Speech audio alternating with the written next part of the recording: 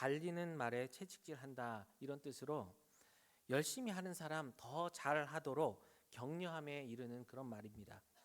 그런데 우리가 오늘 이 본문을 보면 이 데살로니가 교회를 향한 바울의 마음이 이렇지 않나 하는 생각을 우리가 좀 해볼 수 있습니다. 본문에서 바울은 이 데살로니가 성도들 향해서 마치 어린 아이를 대하듯 그래 너희들 정말 잘하고 있어 정말 잘했다 이렇게 말하는 듯한 그런 느낌이 있습니다. 하지만 바울은 단순히 교회를 칭찬하는 것에서 그치지 않고 더욱 많이 힘써야 한다 이렇게 교회를 향해 권면합니다. 다시 말해 어떻게 하는 것이 하나님을 기쁘시게 하는 것인지 그것을 깨닫고 그것을 위해서 더 힘써 그 일을 행하라. 지금 이 데살로니가 교회를 향해서 독려하고 있는 것입니다. 여러분 성도는 현재에 안주하며 그냥 그 자리에 머물러 있는 그런 존재가 결코 아닙니다. 날마다 거룩하신 하나님의 뜻을 이루고자 그 뜻대로 살아가고자 힘써 앞으로 달려가는 존재, 그것이 바로 성도입니다. 그렇다면 이 시간 여러분 스스로에게 한번 물어보시기 바랍니다. 나는 정말 주님을 위해서 힘써 앞으로 달려가고 있는가? 아니면 현재의 삶에만 만족하며 그냥 그 자리에 머물고 있는가? 사랑하는 여러분, 이 시간 주님이 우리에게 주시는 그 말씀을 들으십시오. 그것은 바로 하나님을 기쁘시게 하기 위해서 더욱 많이 힘쓰라. 이렇게 우리에게 말씀해 주고 계십니다. 그렇다면 중요한 것은 과연 우리가 더욱 많이 힘써야 하는데 어떤 일에 더 많은 힘을 쓰며 나가야 할까요? 특별히 오늘 우리 이 본문을 통해서 좀 두 가지 부분을 우리가 생각해 보고자 합니다. 첫째는 성도는 거룩함에 더욱 힘써야 한다 하는 것입니다. 바울은 오늘 이 하나님의 자녀로서의 마땅한 삶으로 가장 먼저 거룩함에 대해 이야기하고 있습니다. 우리 오늘 본문 2절 3절 말씀 같이 한번 읽어보겠습니다. 우리가 주 예수로 말미암아 너희에게 무슨 명령으로 준 것을 너희가 아느니라. 하나님의 뜻은 이것이니 너희의 거룩함이라 곧 음란을 버리고. 여러분 하나님은 자기 백성을 향해서 뭐라고 말씀하시나요? 내가 거룩하니 너희도 거룩하라 이렇게 명령하십니다. 하지만 우리가 어떤 자인가요? 우리는 본래 거룩한 자가 아닙니다. 거룩은 완전히 죄와 구별된 것을 이야기하는데 우리는 어쩌면 그와 완전히 반대된 자이죠. 죄를 더 좋아하고 세상을 더 좋아하고 세상의 탐욕을 좋아하고 그 쾌락을 더 좋아하는 자들이 바로 우리들입니다. 그러나 이제 하나님의 특별하신 그 긍휼로 말미암아서 하나님에게 속한 자가 되었습니다. 우리가 그런 자가 되었습니다. 다시 말해 거룩한 자가 된 것입니다. 그런데 중요한 것은 바울이 지금 이 데살로니가 성도들을 향해 말하는 이 거룩함은 이처럼 하나님 자녀로서 이 구별되어짐으로 이루어지는 법정적인 그런 의미에서의 그 거룩함을 말하는 것이 아닙니다. 그러니까 여기서 말하는 거룩함은 이제 하나님의 거룩한 자녀가 되었으므로 너희가 그 이름과 신분에 걸맞는 실제적인 그런 거룩한 삶을 살아야 한다. 이것을 말하는 것입니다. 다시 말해서 거룩해지기 위해서 거룩한 삶을 사는 것이 아니라 이미 거룩한 자가 되었기 때문에 당연히 거룩히 살아야 함. 그것을 말하는 것입니다. 이것이 성도가 거룩하게 살아야 할 이유인 것입니다.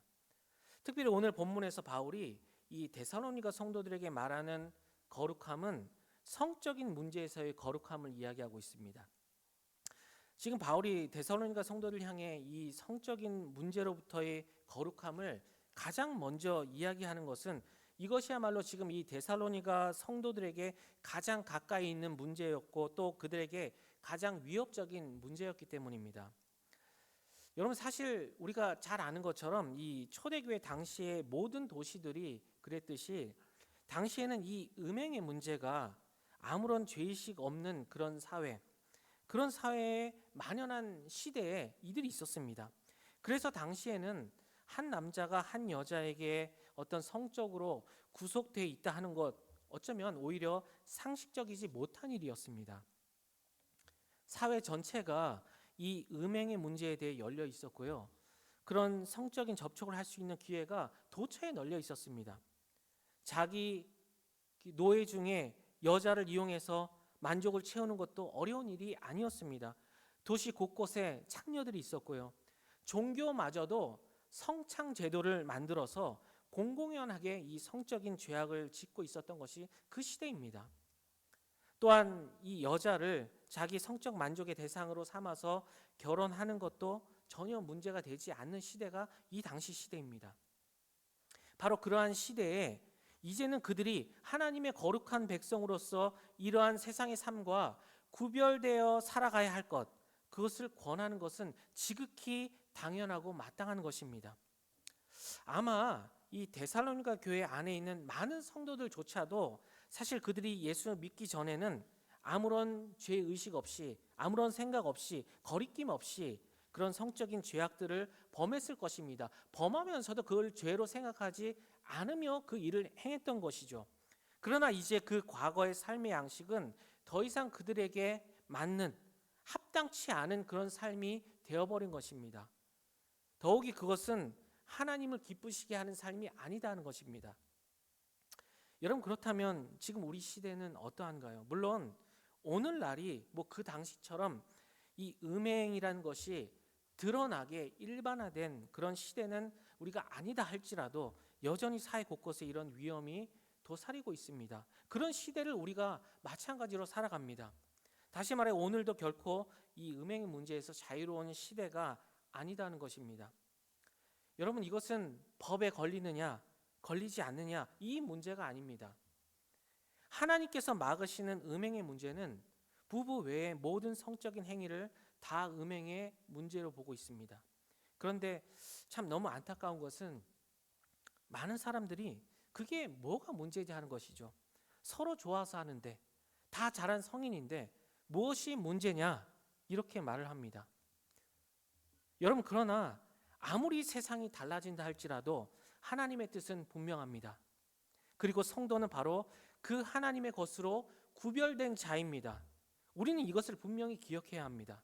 그런데 중요한 것은 우리가 이런 적극적인 의미에서의 음행으로부터 우리는 상관없고 벗어나 있다 할지라도 문제는 거기에 그치는 것이 아닙니다. 4절에 보면 바울은 각각 거룩함과 존귀함으로 자기 안에 대할 줄을 알아야 한다 이렇게 말씀합니다. 특히 이 오늘날 가정 내의 성폭력 이 굉장히 많이 일어나는 일입니다.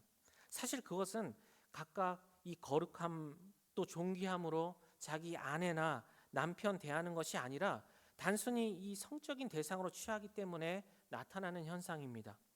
그리고 바울은 그것까지도 음행으로 지금 여기며 금하고 있습니다. 여러분, 어떤 부분에서 보면 이것은 이 당시 자기 아내를 하나의 성적인 대상으로 삼던 시대를 살아가는 그 사람들에게 있어서 매우 혁명적인 요구입니다. 어쩌면 굉장히 충격적인 요구일 수 있습니다. 하지만 바울은 그 시대의 사람들이 어떤 방식으로 살아가고 있는지와 상관없이 하나님께서 본래 우리에게 말씀하시고 하나님께서 원하시는 것이 무엇인지 그것에 대해서 분명히 말해주고 있습니다. 다시 말해 세상 모든 사람이 자신의 아내를 성적인 대상으로 여긴다 할지라도 그것이 하나님의 뜻이 아니므로 너희는 각각 거룩함과 존귀함으로 자기 아내를 대하라 이것을 말씀합니다. 사랑하는 여러분, 우리가 그래야 할 이유가 무엇인가요? 바로 우리의 삶의 기준은 이 세상이 아닙니다. 우리의 삶의 기준은 하나님의 말씀, 하나님의 뜻, 그것이 우리의 기준이기 때문입니다. 세상이 아무리 그렇다 할지라도 하나님의 말씀이 아니라 하면 우린 그 말씀 앞에 서 있을 수 있어야 합니다. 무엇보다도 6절 이 후반절을 보시면 바울은 하나님께서 신원하실 것이다 말씀하고 있는데요. 다시 말해 하나님의 심판이 있다는 것입니다. 여러분, 사람들이 죄악 가운데 뒹굴고 또 자신의 육체 욕망을 따라 살아가는 것이 자기 마음이다, 내 마음이야, 내 뜻대로 살아가는데 이럴지 몰라도 하나님의 심판은 결코 피할 수 없다는 것입니다. 우리는 이것을 분명히 기억하고 또 두려워할 줄 알아야 합니다. 사랑하는 여러분, 우리는 하나님의 거룩한 자녀로 부름받은 구별된 자입니다. 그러므로 우리가 거룩한 자로 살아가야 하는 것, 이것은 마땅한 본분입니다. 물론 내가 오늘 이 본문과 같은 이런 음란과 거리가 멀다 할지라도 다시 한번 이 우리 깊은 곳에 있는 이 더러움, 음란의 더러움에서부터 날마다 거룩함을 지켜서 하나님의 기쁨이 되는 우리 모두가 될 수 있기를 간절히 바랍니다. 두 번째로 이 성도는 형제 사랑에 더욱 힘써야 합니다. 사랑하는 여러분, 이 형제 사랑은 결코 이론이 아닙니다. 이론으로 이야기할 수 있는 것이 아닙니다. 다시 말해 우리가 정말 우리에게 필요한 것은 형제 사랑이 무엇인지 이것을 이론으로 잘 아는 것보다 바로 지금 내 옆에 있는 형제를 실질적으로 사랑할 수 있느냐, 이것이 더 중요한 것입니다. 그에게 마음을 두며 또 그의 고통을 함께 할 수 있으며 그의 부족함을 함께 채울 수 있는 그 사랑이 우리에게 더 필요하다 하는 것이죠. 그런데 오늘 바울은 이 데살로니가 성도들 향해서 형제 사랑에 대해서 많은 말을 하지 않습니다. 굉장히 중요한 일인데 그렇게 많은 말을 하지 않습니다. 어떻게 보면 그냥 지나가면서 한마디 던지는 것처럼 보이기도 합니다. 그러나 그것은 중요하지 않아서가 아니라 이미 데살로니가 교회 이 성도 안에 이 형제 사랑이 너무나 풍성히 나타나고 있었기 때문입니다. 우리 9절 말씀을 같이 한번 읽어보겠습니다. 형제 사랑에 관하여는 너희에게 쓸 것이 없음은 너희들 자신이 하나님의 가르치심을 받아 서로 사랑함이니라. 아멘. 바울은 지금 이 데살로니가 교회 성도에게 이 형제 사랑에 관해 쓸 것이 없다 이렇게 말합니다. 그 이유는 그들이 친히 하나님의 가르침을 받아 서로 사랑하고 있고 사랑이 너무나 풍성하게 나타나고 있음을 잘 알기 때문에 그냥 한마디 툭 바울이 던집니다. 그리고 10절에 보면 그들은 이미 온 마게도냐 모든 형제들에 대하여 이 형제 사랑을 실천하고 있다 말씀합니다. 이 데살로니가 오늘 우리가 이제 4장 말씀을 봤는데요. 1장 3절에도 보면 바울은 데살로니가 교회 안에 이 사랑의 수고에 대해서 하나님께 감사합니다. 이것은 이 교회 안에 이미 형제 사랑이 너무나 풍성하게 거하고 있음을 잘 알 수 있습니다. 그러므로 단지 지금 하고 있는 그 형제 사랑, 너희 참 잘하고 있는데 그거 더 힘써 행하라 지금 이야기하고 있습니다. 사랑하는 여러분, 그런데 사랑한다 하는 것이 쉽나요? 사실 어렵습니다. 우리 참 쉽게 이야기합니다. 우리 교회 나오면 그냥 인사처럼 사랑합니다, 하나님 당신 사랑합니다 많이 이야기합니다. 쉽습니까 여러분? 결코 쉽지 않습니다.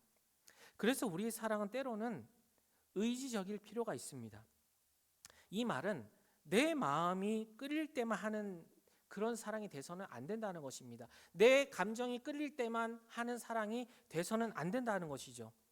여러분, 이것은 모든 사랑에 있어서 마찬가지입니다. 그래서 이 스코펙이라고 하는 이 기독교 심리학자가 이런 말을 했습니다.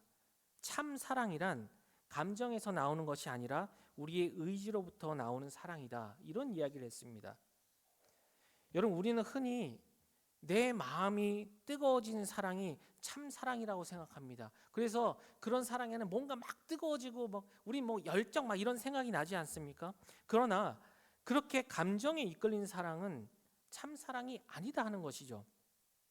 그러한 사랑은 그 감정이 식어지면 함께 식어진다는 것입니다. 감정이 불타오를 때는 사랑도 불타오르다가 내 감정이 식어지면 같이 식어지는 것입니다. 그래서 그렇게 감정에 이끌린 사랑은 어쩌면 단순히 그냥 내 육체의 욕망을 쫓아가는 그런 것일 수도 있습니다. 그러므로 진짜 사랑은 이 내 의지가 들어간 사랑이다 하는 것입니다. 다시 말해 상대방이 내 감정을 흔들지 않아도, 내 감정이 왔다 갔다 하지 않아도, 내 마음을 뺏을 만한 그 어떤 것 하나 없다 할지라도 그를 사랑하는 것입니다. 여러분, 그런데 너무나 감사한 것은, 정말 감사한 것은 이 사랑이 바로 우리를 향한 하나님 아버지의 사랑입니다. 사실 우리는 하나님 앞에서 사랑받을 만한 그런 자가 아닙니다. 그러나 하나님은 우리를 사랑하셨습니다. 아들을 주시기까지 사랑하셨습니다. 이처럼 하나님께서 우리를 사랑하셨기 때문에 하나님은 우리에게도 그 사랑을 요구하십니다. 그 사랑 가지고 너희도 사랑할 수 있다 우리에게 말씀하는 것이죠. 여러분, 만약 하나님께서 요구하시는 그런 사랑, 그 사랑이 그냥 저절로 내 마음으로부터 우러나오는 사랑이라면 굳이 우리에게 명령하실 필요가 없습니다. 왜 명령하시나요? 어차피 우러나와서 우리가 그 사랑을 할 텐데요. 그냥 내버려 둬도 그 사랑을 우리가 하게 돼 있습니다. 우리가 예쁜 여인을 보면서 막 사랑하는 것, 멋진 남자를 사랑하게 되는 것, 이 세상의 재물들을 사랑하는 것, 여러분 이런 것들은 시키지 않아도 자연스럽게 우리가 하고 있습니다. 사랑하게 됩니다. 하지만 하나님이 그 사랑을 명령하신 것은 그처럼 저절로 되는 것이 아니다는 것입니다. 바로 우리에게 의지가 있어야 합니다. 의지적인 사랑이 분명히 필요합니다. 사랑하는 여러분, 지금 한번 옆에 계신 분들 한번 보시기 바랍니다. 한번 바라보세요. 어떠신가요? 어떠세요? 좋으세요? 아, 감사합니다. 근데 여러분 사실 우리가 어떨 때는 내 자녀를 보면서도 하루에도 그냥 몇 번씩 열받았다가 식었다, 열받았다 식었다, 제 얘기하는 겁니다. 막 그렇습니다. 그런데 옆에 계신 분들을 보면서 정말 사실 우리가 정말 샘솟듯이 사랑스러워 보인다 말하는 게 정말 쉽지 않을 때가 많습니다. 그게 바로 우리입니다. 우리에게는 사랑보다 사실 미움의 마음이 더 많이 있는 것, 그게 솔직한 우리의 모습입니다. 때로는 여러분 옆에 계신 분들의 어떤 작은 행동 하나까지도 미워질 때가 있습니다. 정말 아무것도 아닌데 그냥 그거 자체가 미워 보입니다. 그러므로 옆에 계신 분이 사랑스럽기 때문에 사랑하는 것이 아닙니다. 또한 사랑받을 만한 자격이 있기 때문에 사랑하는 것도 아닙니다. 바로 하나님의 사랑이 내게 임했기 때문에 내가 그 하나님의 자녀가 되었으므로 너도 나처럼 그렇게 사랑하라 하는 것입니다. 그래서 우리가 사랑할 수 있는 것입니다. 사랑하는 여러분, 그러므로 내가 형제에 대해서 무관심한 것이 얼마나 커다란 죄인지 우리는 깨달아야 합니다. 내 옆에 있는 형제를 사랑하지 못하는 것이 얼마나 큰 죄인지 우리는 알아야 합니다. 우리가 옆에 있는 형제를 사랑하지 못하면서 하나님 사랑한다, 눈에 보이는 형제도 사랑하지 못하면서 보이지 않는 하나님 사랑한다, 여러분 그렇게 말할 수 없죠. 어쩌면 그것은 거짓일 수 있습니다.